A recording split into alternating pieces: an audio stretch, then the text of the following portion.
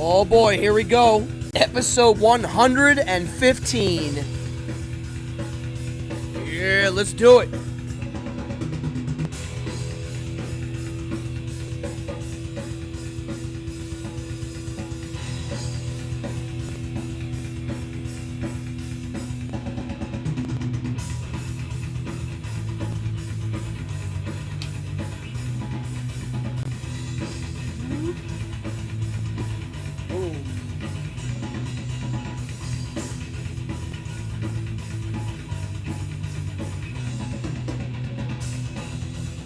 Here we go, folks.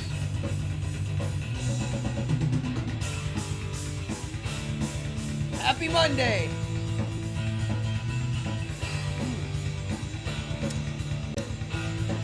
Perfect. Let's do it. Evening hour live right now. Come on in, grab a drink.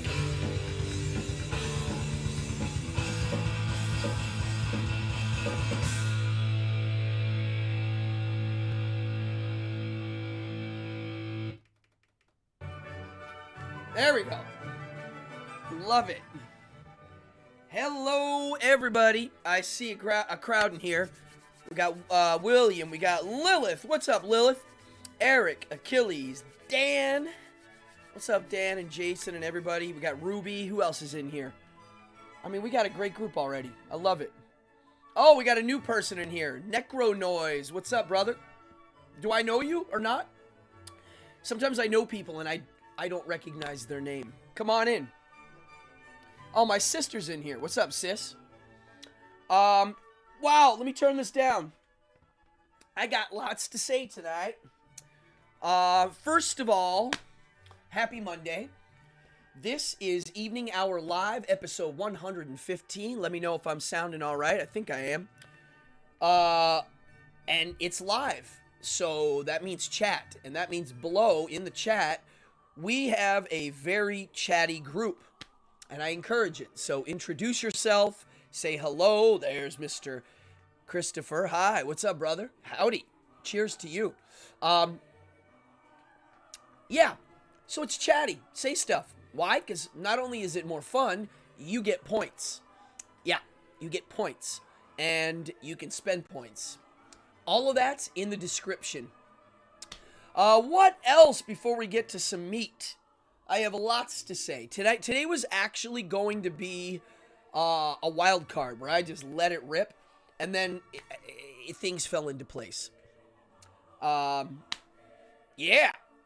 So, I mean, I literally have so much to say. I wrote a bunch of notes for tonight. First of all, I just received in the mail... Oh, what's this? Ah, yeah. Chatty's good. Boom! Fallon in the house. All right, I'm going to put this down below. Look what I just acquired. Donations. Not donations. Hand cam. This. That is a Geiger counter. A real-life Geiger counter. Yeah, I'm going to turn it on in a second. You're wondering why I got a Geiger counter. Well, we'll talk about it. I always wanted one. Let me turn the music down a bit. Before we get to the Geiger counter, I wanted to say a few things. Last week, I missed, and quite simply, I had a friend visiting, and I was having so much fun. I said, you know what? I ain't doing a show tonight. So I didn't do a show. I had a very great weekend, a great week. It was Purim week. Out of all the Jewish holidays, hey, what's up, Amanda? I gotta say, out of all the Jewish holidays that I get hired to perform at, Purim is definitely my favorite. It's lighthearted, it's fun. They dress up in costumes, they get drunk, they party, there's food. They usually read a story called the Megillah. And it's the story of Queen Esther and her trials and tribulations. And it's supposed to be a participatory story. So when they say the good guy's name, you cheer. When they say the bad guy's name, everybody boos. It's a kind of a traditional old school way of telling stories, right? Oh yeah, I'm going to turn it on live in a second. And so in Purim, they do the story, and the rabbis pride themselves on how fast they can read that story. I think because nobody cares. I find this to be a problem in the religious movements. Is if you're going to read something that, quote, has meaning, quote, has moral meaning, quote, has gravity to your culture, and you read it every year to remind yourselves of these stories, shouldn't it be exciting? I feel bad. I'm the guy hired to attract attention. They always have an entertainment thing to get everybody there. But I do think that story, whoever reads that story, should be really good at communicating. And I find a lot of religious leaders, the majority aren't good communicators, which you'd think is weird. I'm going to be honest. I have a fascination with religious TV preachers, the charismatic types, the ones that speak in tongues, the Robert Tildens. I actually like them. I'm going to be honest. I know that people think they're scumbags and they're stealing people's money, but I find it quite fascinating and entertaining. I'm going to throw that out there. I think it's funny in the age of, quote, misinformation, no one's going to touch them. They will always be allowed to spin it that way. Yes, they're dishonest, but I find their dishonesty type so well done that it should be admired a bit, and the people that are duped by it almost deserve it at that point. So I find the whole phenomena fascinating. Maybe one day I'll do an episode on just my obsession with TV preachers. I do find them really fascinating as a study. Anthropological study, philosophical study, not as a actual, movement. Joel Osteen, genius. He's a genius. He watered down the J-bomb. He did. If you watch him, he's kind of a genius. He watered it down a bit to attract Catholics. He did. A lot of people like him because of that. Yeah. Yeah, well, exactly, William. I find them fascinating. For me, they're a wizard of sorts. They follow the tropes of the, quote, archetype I call a wizard. It's not the brand of wizard I would... Well, yeah, they're BS artists, but, quote, it does work a bit. They really can move ground. I forget what they called... They're basically a... What's the word? Manteline. We're talking about charismatic TV preachers and my admiration for them. Yeah, no, it really... Yes, I have. Yes, I have, Lilith. Yeah, I liked it. Jason. I have an episode... I think I did an episode on my story of what happened. You should watch it. Look up Running of the Bulls, Cardone Entertainment. I think I tell the whole story. I got to run twice. Yeah, I will go again. I will go again. I'm going to go run with the Bulls again. I don't know when. I'd like to in the next few years. This year's not happening. Maybe next year. I'm putting the seed out there. Anyhoozle. So, I bought a Geiger counter. Why? Well, I mean, we are close to World War III, I'll be quite honest. And notice I'm not shaking. I mean, it is what it is. We're always kind of close to World War III. But that's not why I bought this necessarily. I bought this because I've always wanted to be able to test things. Food, objects, glassware. Glassware has radioactivity, old glassware. Santa for adults. Yeah, interesting. A version of that, yeah. So I bought this thing. I'm going to turn it on. And here it does that clicking noise like in the movies. I mean, it goes tick, tick, tick. Low radiation right now. You can hear it going kick, kick, kick, kick, kick, kick. Oh, there. Oh, whoa. Something over here picked up. The mouse. Is it the mouse pad or the mouse? Huh. Well, anyway, I wanted to be able to check my food. We get a lot of food that, from the Sea of Japan and whatnot, and there's definitely radiation floating around in the water. And, when things are exposed, it doesn't necessarily go away. And I literally, for my own amusement, bought it to check things for fun. It's not that cheap. This was like $115. So that's a lot of money for something to just, for, as they say, shits and giggles. Pardon the vernacular. Oh yeah, my mom is in here. What's up, mama? I heard Righteous Gemstones is great too. So I did hear that I can check. Right now it went up to 21, which is normal. 50 CPM is where you should keep an eye open. It's still okay. I think once it hits 100 CPM, then you're like, all right, keep your eyes open because something's bad. If you take a smoke detector, a lot of them work with a tiny piece of radioactive material. I don't understand the science in it, but I've heard if you take one apart, you can really check. And I looked up this brand of Geiger Counter, and they said it's pretty good. They said that you can't use it for a science project, meaning if you're doing real data, it's not that accurate. It's accurate, but not like completely accurate. They make ones that are, though. This is the user-friendly, a nuke went off and you're checking your food, or you're checking a room or an area to see how dangerous it is. Let's see. Let's check the lava lamp. No. Nothing fancy. So, I got a Geiger counter. I'm curious if anybody else has ever bought one. Kinnison. Oh, yeah. That's right. Sam Kinison came from a preacher background.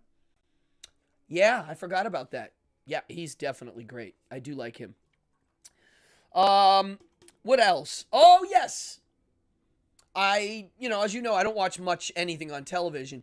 I did watch, again, for the 4th time, Hereditary. I actually, out of all the modern horror, I put that one pretty high. I really do like that movie. I think it actually is scary, and it does a few things that Jordan Peele and Shyamalama Ding Dong wish they could do. I don't like Jordan Peele's directing, and I don't like M. Night Shyamalama Ding Dong at all. They are, to me, what I call clever. If you ever hear me talk about how I hate clever in art, that right there it is. They're being clever. They come up with some clever ideas that aren't organic, and then they force them a bit. They also do something where they take something that's far-fetched, and then the payoff is, yep, it's far-fetched. I hate that. That's why I didn't like that movie Mandy. Didn't like it. The payoffs to me weren't worth the wait. If you're going to get me to buy into some notion that's far-fetched, you better be not just clever with the idea, you better layer the idea. And for me, Hereditary and Ari Aster, I believe is his name. Thank you, Christopher Mealy. Thank you. You agree. You see right through it, too. I know a lot of people like Jordan Peele and Shyamalama Ding Dong. I think he's kind of done. But, I mean, really, that's what I mean. They're clever. They are just clever. I don't know. I don't like clever. Now, Hereditary sets up some things, and you think you know where it's going, and then there's a surprise that happens. Like Shyamalama, whatever his name is. What's his name? What is his real name? I call him Shyamalama Ding Dong. M. Night Shyamalan. That's his name. Hey, Mantline, thank you. Anybody that tips, thank you very much. Yeah, it's clever. It's clever. So I did a special on this show on my teacher, that one of my biggest inspirations from the teaching end, Victoria Santa Cruz. And she always said, clever, hey, you clever, kill you. And she always meant clever ideas are coming from a weird ego point of view that at the end of the day probably have nothing to do with the actual thing that you're trying to accomplish. So you figure out what you're trying to do, your action, let's say. I like that word action when I'm talking about art. You know, what is your action? What are you trying to do? And once you figure that out, now everything goes to the action. Every choice you make has to go to pulling that action off. And a lot of the clever stuff isn't that. It's you adding things for your own purposes other than the action. So when you start eliminating the clever bits, the ones that stay are the ones that are naturally clever. Or I call it organic clever, meaning out of the tooling of the project, something special popped up that's, quote, clever, right? So somebody like Shyamalama Ding Dong, they come up with this cool idea. Hey, I'm going to make a movie and everybody's going to think it this. And at the end of the movie, they're going to realize the whole time it was this. It's a surprise. The whole thing flips. It's a little tricky.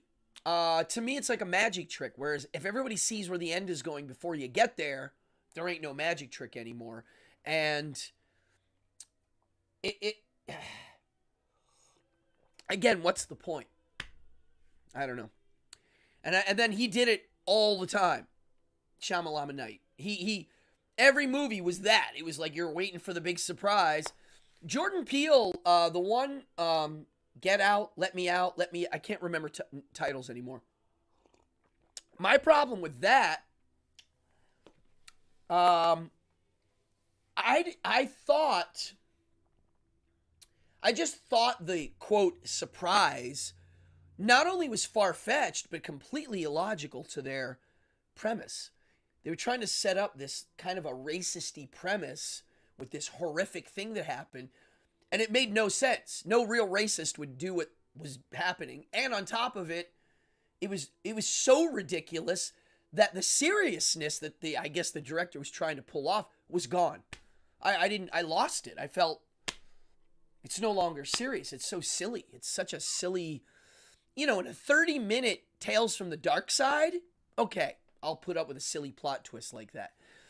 But I'm going to tell you what I thought. I thought that movie was about a certain group of people in the South where the African Americans and the slave owners made some weird crooked deal where they would, quote, remain slaves for some strange reason. And so as the plot was unfolding, I was like, oh, wow, there's this crazy kind of cult in the South of rich people that still have this weird slave system. Well, that's not what the plot is. For those of you that haven't seen it, I won't spoil the bad ending, but it goes to a weird place that's so far-fetched. I was like, oh my. I lost my heart. I had my heart in it, and then I was like, whoa. His other movie, I didn't even get through 5 minutes. I couldn't do it. So, yes, I'm picky. Hereditary's awesome. It has layers. It has surprises. Just when you think you know what's going on, it flips. It's got rewatchability, and most important, the acting is outstanding. What's the actress's name? Coletti? Something Coletti. She's also in, Night Gallery was cool. What the heck was the Coletti actress's name? She's in, the new Del Toro film, Nightmare Alley. She is prima. She's awesome. She's one of the greatest actors in Hollywood right now. I hope she's getting credit for it. Yeah, Hereditary's good. So if you haven't seen it, check it out. Did I tell you I saw Batman? I don't know if I told you last episode. I don't know. I liked it a lot. I did. Cheers to Batman. It's not my favorite movie in the world. I love Batman, of course. I like the Michael Keaton one. I like the second one. What do you call him? Christian Bale. I like the first two. Toni Collette. That's her. I do like some of those Leprechaun movies. Yes, Hereditary. I liked the ending quite a bit. I really did. I really loved it too. I was kind of just, woo, it had a realism to it. It had some weird stuff in it, but it also had a realism. It had some unexplained things. I liked it. What does it say? GUK. Oh yes, yeah. They're making a sequel to Godzilla King Kong. Yeah. Well, you'll like Catwoman in the new one, Francis. Yeah, she was great. They're making a Godzilla Kong 2, which I'm glad, and there's a monster verse of the Godzilla universe, the Toho universe. They're doing a TV show. So, I don't know, that's pretty cool. Okay, so if you like the original TV show, yes, I like the Riddler too. My review of the new movie is that it reminded me of a serious version of the television show. That's what it did. It reminded me of that. I do like Keaton's Batman, I do. But this new one, it reminded me of the TV show. There are scenes where Batman is walking around in public. And there's a scene where he goes to the nightclub and he just like knocks on the door. You're like, he just walks around willy-nilly. I liked it though. It was great. Reno 911, The Hunt for QAnon. I used to watch the TV show and I did like it. I remember that show. Yeah, the Riddler in the new Batman movie is like a horror film. What else was I going to say? Yes, my curse book, I turned up the heat. I'm starting to hone in on finishing chapters. It's a lot, and I'm going to be honest. The hard part is knowing when to say I'm enough, knowing what not to include. I can't include everything. I can write a sequel to the book, you know. And also, I started rewriting chapters, like ones that I'm not happy with, which I guess is part of this process, but it's like doing more, it's just extra work. So, which actor plays Batman? Moody vampire guy. West is best. I do like Adam West. I like the Batman movie from the 60s a lot. I think it's a great movie. So yeah, the curse book, the heat's on. I really want to try to finish the first draft by the end of the year. As for publishing goes and all of that, I'll figure that out. I really want this to be good.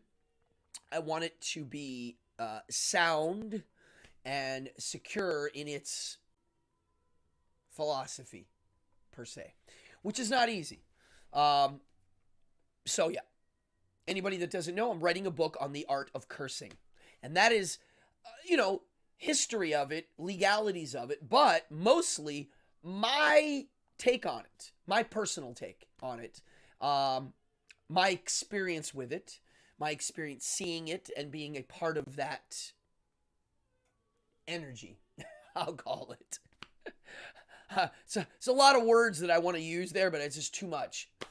Yeah, now check this out. Exciting news for me, folks. Booyah! That is a print of the box. The picture does not do it justice. It's a foil. It's a purplish foil. Yeah, I don't know what to say except wow, I love it. I hope everybody that ordered these cards loves it. I can't wait to see the first run, and they're gonna get printed. Like, I don't know. We're waiting for the card sheets now. Yes, it's slow. You can guess why. We have pandemics and wars and inflations and gas crisis and all sorts of stuff. But yeah, things are moving along. It's weird talking publicly about things like cursing. To be honest, I have a lot to say about it. The problem with it is when you're somebody like me, I'm coming from a very, most people believe in voodoo. I mean, seriously, some form of it. And even skeptics who don't believe in voodoo,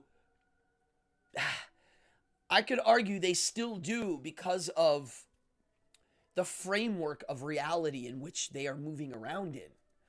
And so Yeah, that's what the book's about. Um, yeah, that pinkish purple is a special color, folks. So anyway, talking about dark things like cursing publicly, I'm coming from a value system that at first glance you would maybe be shocked at or something, or be like, ugh. But after hearing me explain it, you still might be shocked. I'm going to be honest with you, but you'll understand where I'm coming from. It's not from an empty spot. It's from it's a thought out place. So whenever I'm talking about dark things, negative things, we live in a world where anything negative is considered, quote, evil, disruptive. You should never focus on anything negative. And I'm always like, well, what if I don't see it as negative? Meaning a positive outcome from focusing on negative. A lot of people don't think that way. I've been thinking that way my whole life.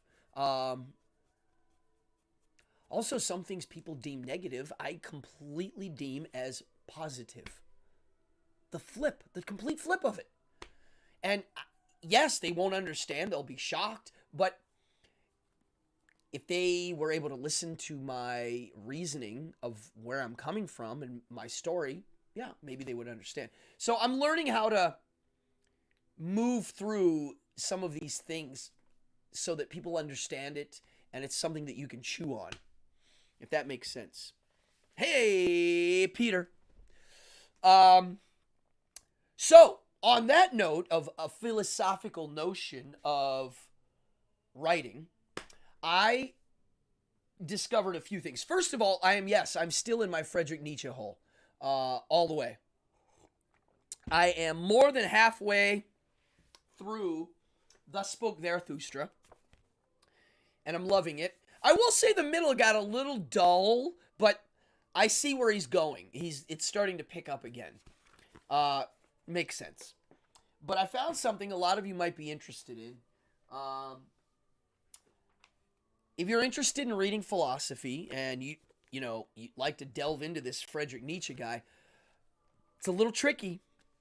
It's not only hard to read, but where do you start? Because if you start at the beginning, I don't know. I started the middle. Oh, I got the yawn. I'm drinking non-alcoholic beer that makes me yawn tonight. So this book is called A Nietzsche Reader. And it literally looks like that, a Nietzsche Reader. And basically what this guy did, it's one of the translators, R.J. Hollingdale, who translated some of the books that I read. I've read a few of his translations, and yeah, I like them. This book that I'm holding is, while I was reading Nietzsche, I was thinking, hey, somebody should write a book like the one I'm holding. Well, it is here. And here's what it is. It's somebody taking all the core concepts that Friedrich Nietzsche wrote.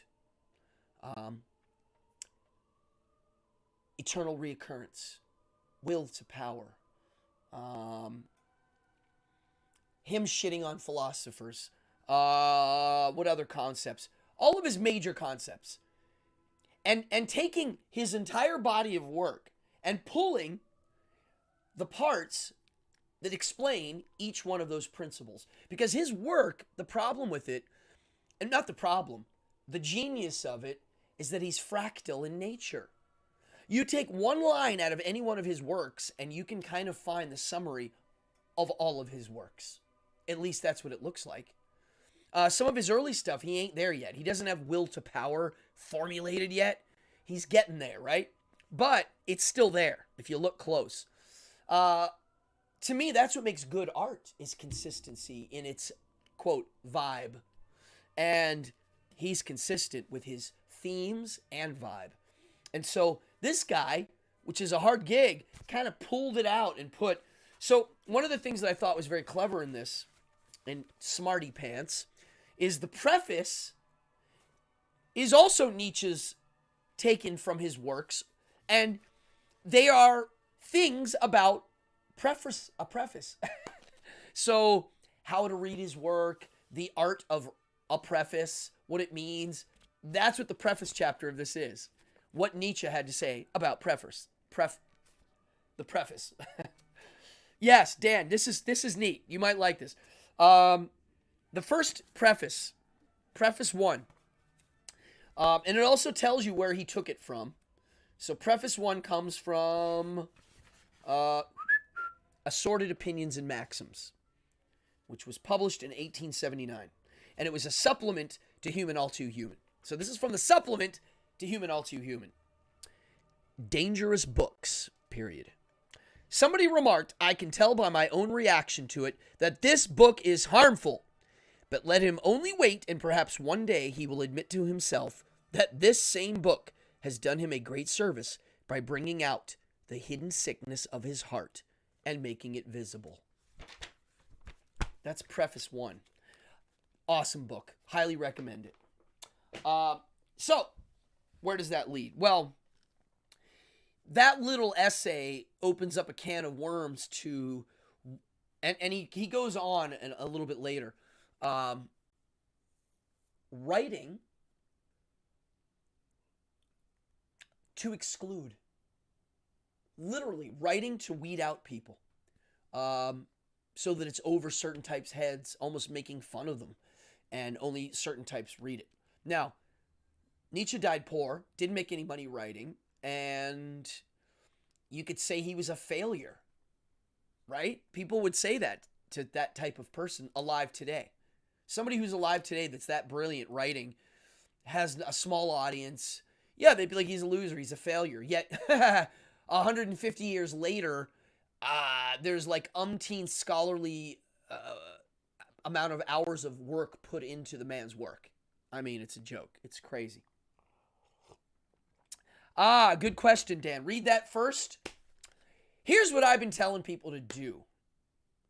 I mean, Beyond Good and Evil to me is the one that pulls all of his stuff together. I started with that, but I took my time. And I also read a study guide with it. And they make a really good study guide for Beyond Good and Evil. And I highly recommend it. If you get the study guide and Beyond Good and Evil and you sit down, your mind is going to be blown. He'll make you like question a lot of stuff that you'll disagree with him on things and like not understand things, but really it's thick, but it's really, really deep. I really like it. So I would say that and this too. I think you could start with this actually. I think it's possible. You have to understand he basically destroys all that came before in a really profound way. And so I like to read my inspiration's sources. To me, that's the real ticket. You know, you meet a teacher and then you go, wow, who are your teachers? And then you get to see this chain of, you know, learning. I mean, I found Nietzsche through Anton LaVey. And through Nietzsche, I discovered somebody recently that's been blowing my mind. And basically, this guy only wrote one book. You can find that. Oh, God, that looks terrible. It's too blown out. There it is. La Rochefoucault, Collected Maxims. This book is amazing. I wanted to talk about this today. The Art of Writing, Aphorisms and Maxims. Oh, the study guide for Beyond Good and Evil is great. It does a summary to help you get what's going on, and then it shows you the criticisms. That's the ticket. The last section is it takes each theme and goes over all the criticisms with you and compares them, and then does the rebuttals.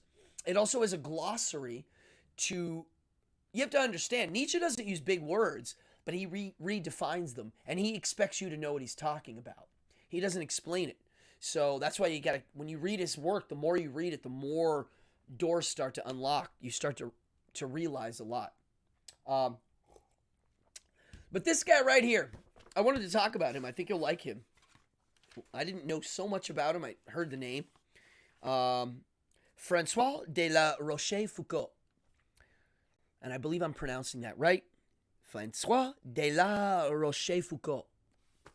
Other maxims, collected maxims, and other reflections. It is an entire book of one-liners. Some of them are a little longer, but basically they're one-liners. And doing a little research, I found out that this guy, he was born in 1613, died in 1680, and during his life, somebody published without his consent his memoirs and re-edited them with a bunch of lies and published it. The guy went nuts. He got popular with these maxims. So his time period, he was a rich guy. He also was a fighter. He fought in battles. You know, he was in a few wars. So he wasn't, what do they call them? He wasn't a fop. A French fop.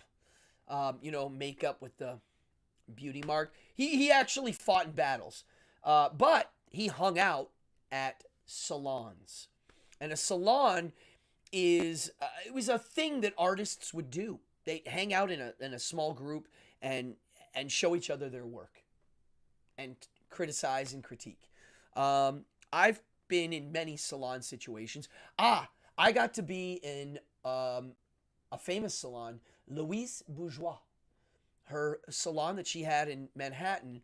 I met her son, Louis Bourgeois, and he was like, you got to meet my mom. And I think she was in her early 90s when I met her. Famous artist, if you don't know, Louise Bourgeois. And she had a salon, and I got invited to show my work. Of course I'm going to go. So I got to hang out with her for an afternoon with some artists and show my work. And so this guy here, that's what he did. He was in salons, and they would read these short little philosophical maxims and or aphorisms. LaVey used them a lot, and I always liked them. I always found. Of course you know who she is, Peter. Yes, she was amazing. She has a really good sculpture in D.C. in the Sculpture Garden. She's great. So this guy here, Foucault, I'm going to get into his philosophy a bit. One guy called him an amateur psychologist because he wasn't a scientist. He was an artist.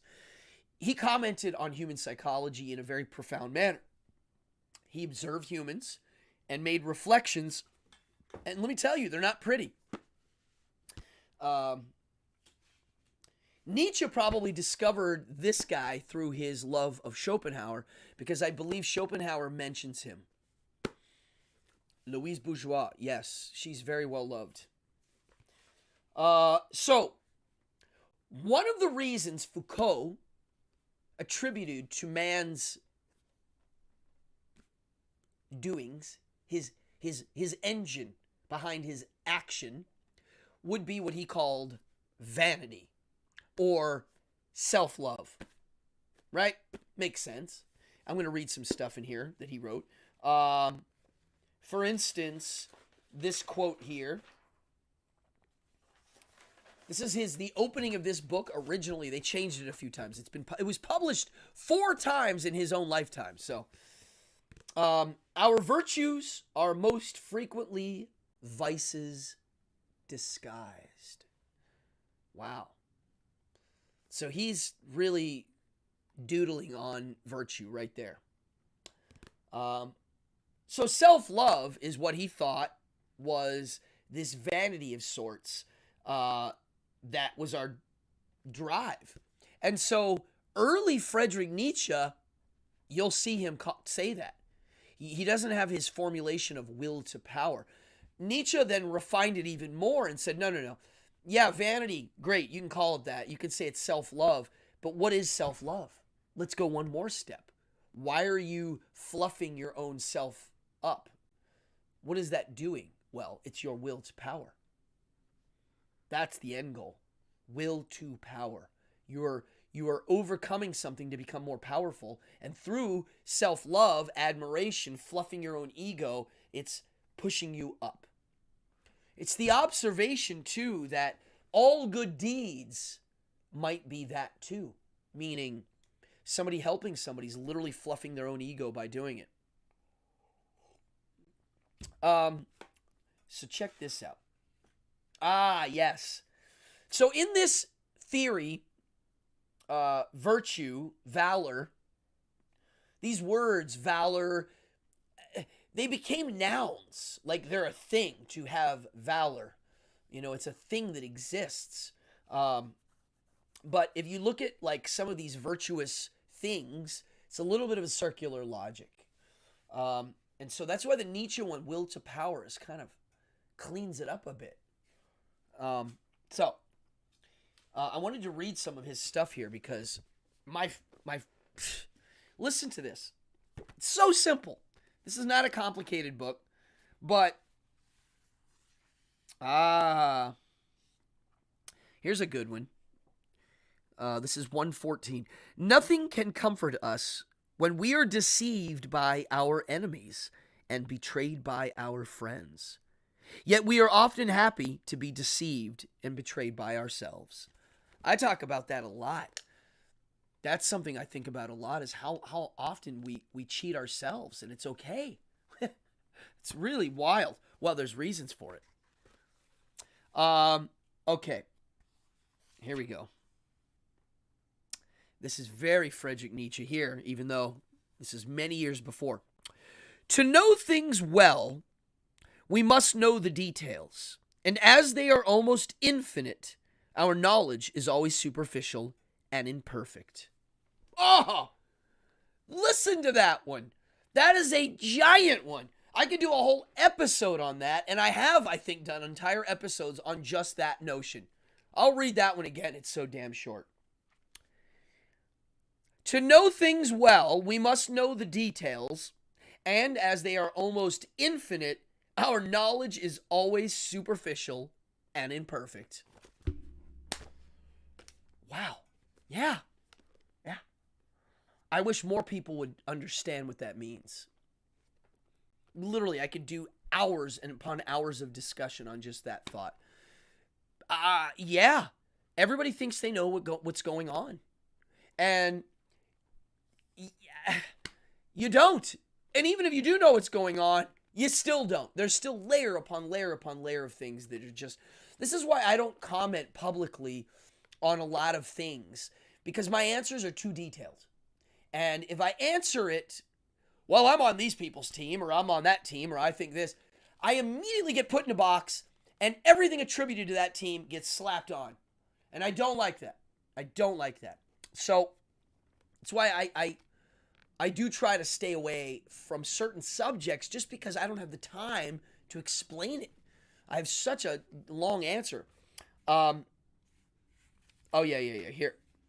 This is great. Silence is the safest policy for someone who does not trust himself. Woo! Here. This is great. His advice on love is really interesting in this, because Nietzsche's is tainted a bit. It's the only thing I think Nietzsche had one of his flaws, his disdain for females. I know why. Part of it's the times, but part of it is him. He definitely seemed a certain type to scare people away. That said, I will say that I do believe Friedrich Nietzsche did have a heart and loved, truly loved, because he wouldn't be such a great artist in his writing. He wouldn't have such a passion. Really, I do believe that. But listen to this. We cannot love anything except in relation to ourselves. And we are merely following our own tastes and pleasure when we prefer our friends to ourselves. Yet only by such a preference can friendship be true and perfect. That's really great. It's kind of a sweet little... he's saying we basically only love ourselves. And when we have friends that we like, they're our tastes. They are the kind of people that we like. There are thing that, let's say an object, there are the type of thing that we like. And if we prefer them, hanging out with them to ourselves, that's true and perfect. That's almost impossible. That's like, it means, yeah, that's a real friend. If you're like, yo, I want to hang out with you. Because honestly, if you take care of yourself and you have a healthy mind about yourself, you should like hanging out with yourself. Should you not? Am I crazy? I mean, that's clearly, you know, when I'm alone, it's literally the time, and I spent a lot of time alone as a child too. Not because of a situation, but because of how I was. I mean, my mom's watching right now. They were neighbor kids. I had cousins. I had friends, but I still liked hanging out in my bedroom and playing alone and being myself and experimenting with me, my values, my aesthetic, what I liked. And so by doing that, I think a lot, it made me comfortable in my own skin. So, yes, you should be your own favorite person, because if you're not, there's serious problems. Listen, now, on that note, people who do love themselves in a manner that's healthy, because I think there's an unhealthy version of that, obviously.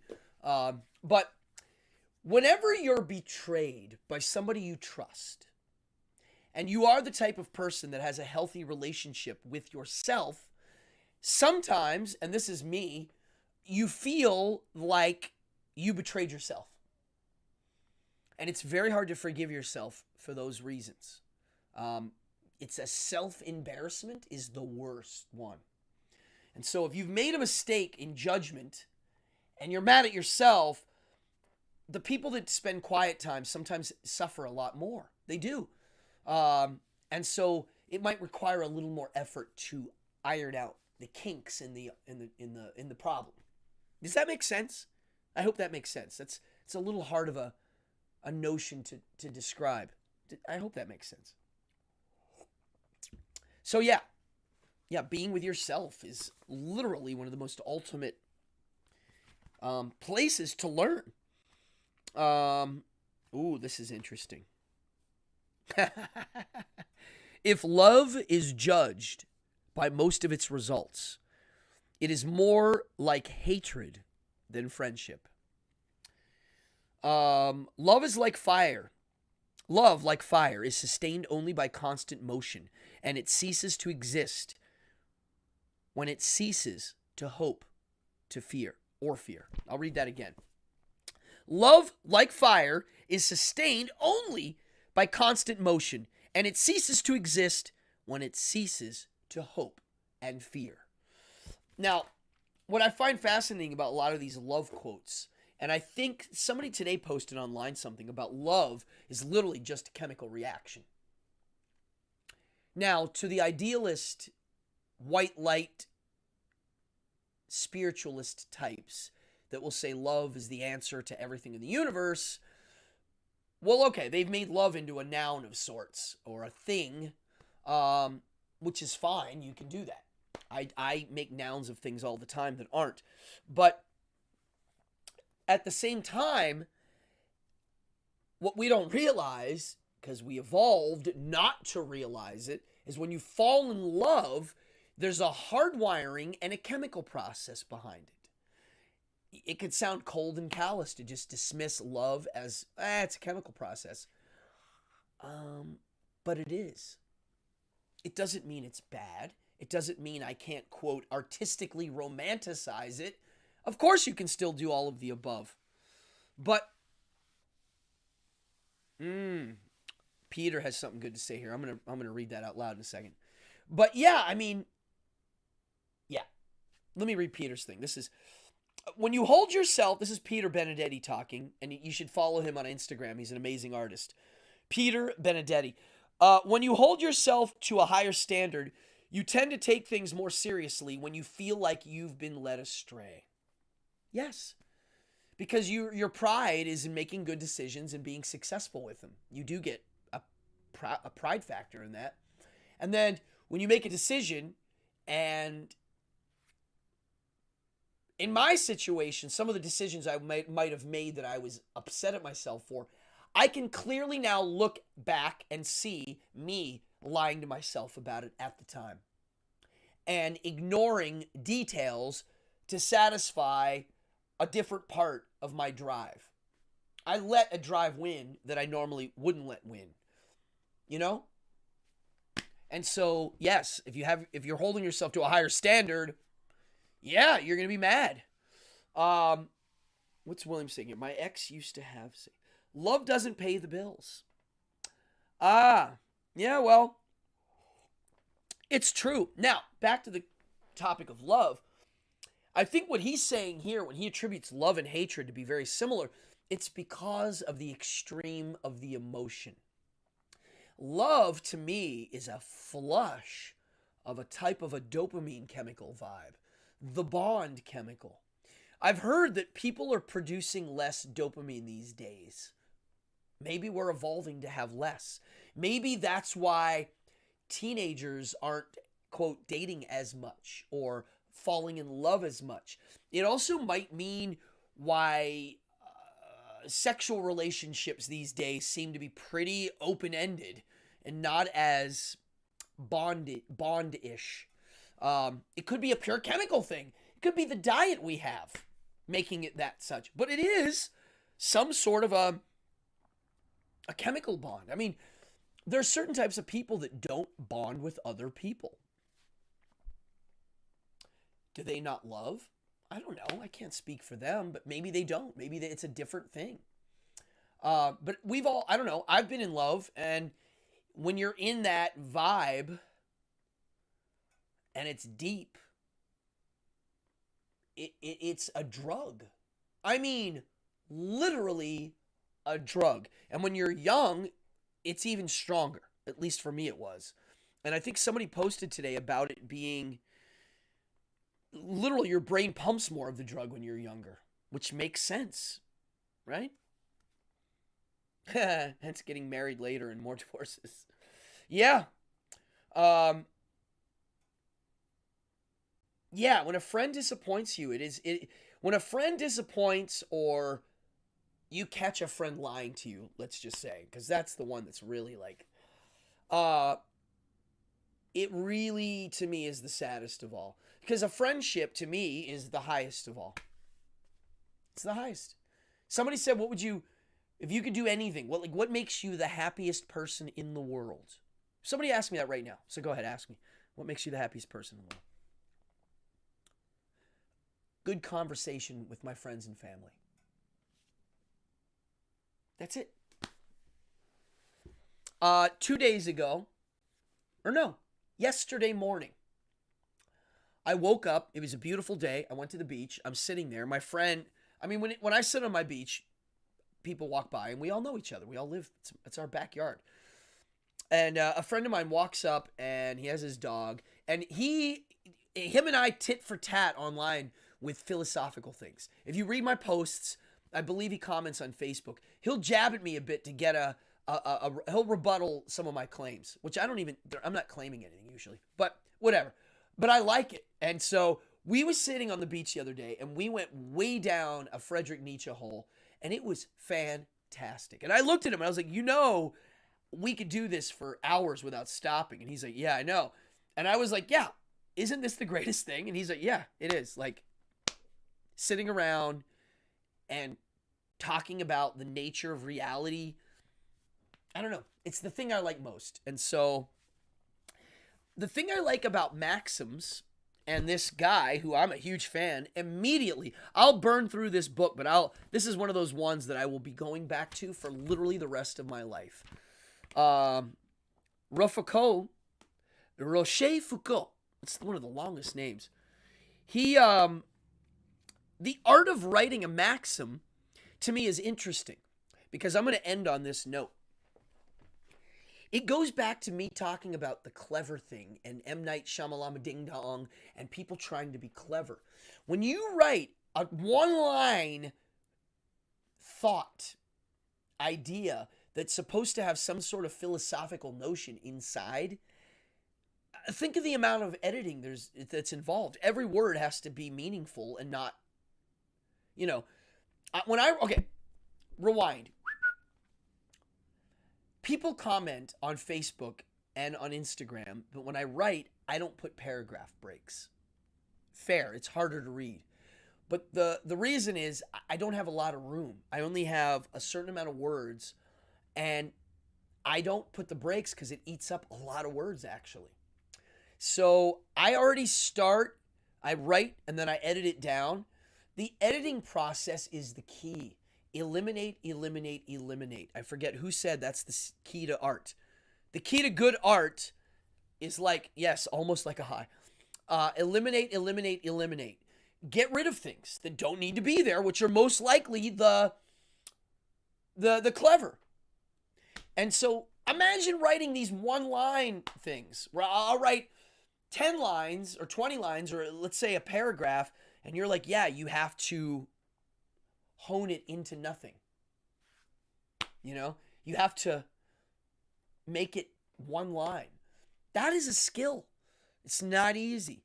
And so to make it so that it's meaningful and, you know, the reader can identify what he's talking about and then immediately apply it to his life, that's an art form. And I like it.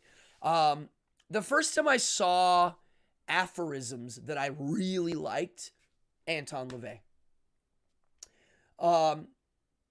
One of, I think, I would say Anton's most famous one that people that don't even know who he is will know is, it's too bad stupidity isn't painful. It's one of the most brilliant little aphorisms ever written. Exactly. Like there's no extra in there. Ah, did I? Wait, the meaning of modern art. Which part did I explain it? Interesting. I mean, everything I'm talking about, folks, I always remind people this. These are just my observations.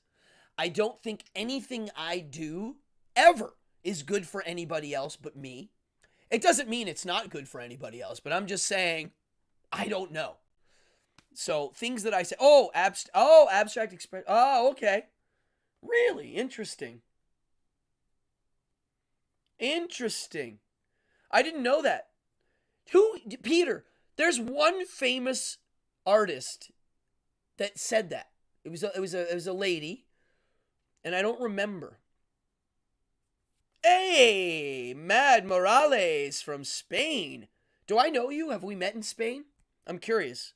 Spain is one of my favorite. It's my favorite country in Europe by far, as you can see.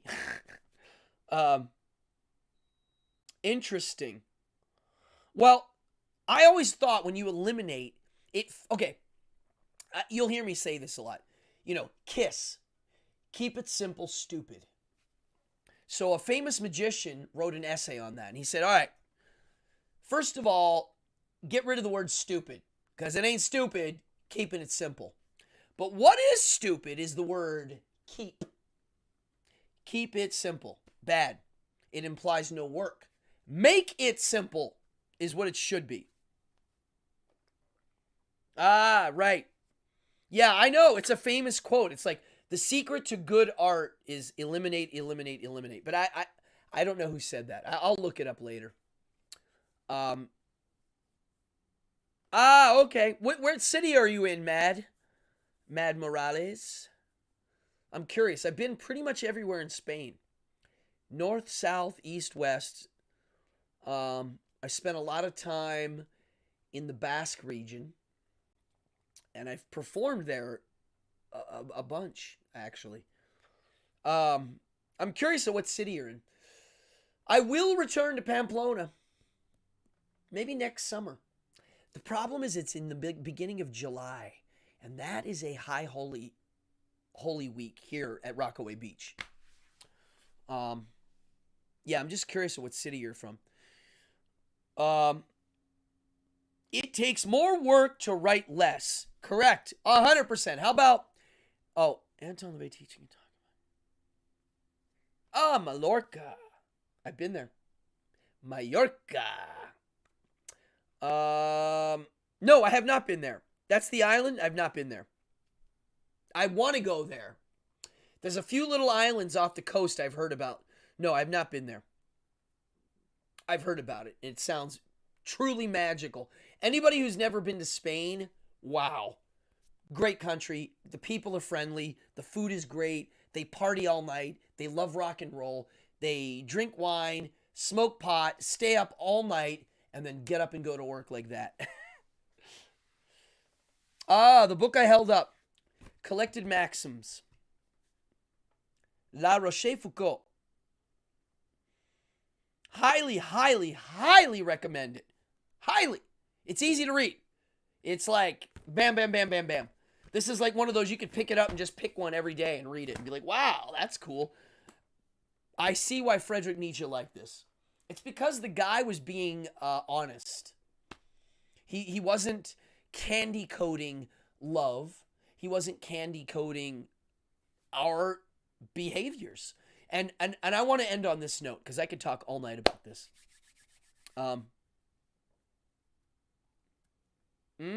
Interesting. Pablo Picasso, art is the elimination of the... Oh, wow, okay. So he said it too. Yeah, okay. I mean... Yeah. Oh, there you go. Yeah, my sister was teaching at NYU. I always forget that. That's cool. Oh yeah, Spain is fantastic, folks. I really think so. I was gonna say something and tie it all together about Rochefoucault, and maxims and short and brevity, and I forget what I was gonna say. Honestly, this kind of a book, I enjoy reading it as a supplement to everything else I'm reading because it's not as heavy-handed. Now I'm starting to remember what I was going to say. It was something about candy coating everything. Oh, the reason why Nietzsche liked him so much. Yeah, he was being honest. He wasn't hiding anything. He realized that human nature's bad. But bad meaning negative, not evil. And so I wrote a little essay, and I haven't published it yet. I started thinking about it. But most things that people do that we don't like, we hate, we think are terrible, we want to slap them upside the head and punch them. You have to understand, at least for me, we evolved to behave that way. And the way they're behaving, the impulsiveness, the shallowness, that's normal. They're just being normal. They're being the way that we evolved to be. Now, I don't like it, but I do have to have a little bit of respect at that behavior that I despise might be why, or is, we evolved and got here today. That short-sightedness, shallowness, terrible behavior might be a reason of why I'm standing here talking upright and not on the ground growling. And I will give them that nod and tip of the hat and then move over here and get away from them. That's my way of dealing with it. And that's why I like to learn all these things. I always tell people, I have some friends that are like, man, you go nuts on certain things. Like you might stress yourself out learning all of these things. And I'm like, look, it's just so I can position myself. That's it. I just want to know so I know where to stand. That's all. You know, you go to the rock concert and you want to have a good seat so you can watch. And when people start throwing bottles and punching each other, you're not in the target zone. At least that's how I like it. So that's what this whole thing is. And that's why it's fun. Wow. A lot said today. These episodes like this are the ones where I chatterbox. Let me check my phone and make sure no one's messaging me. Because I do get messages.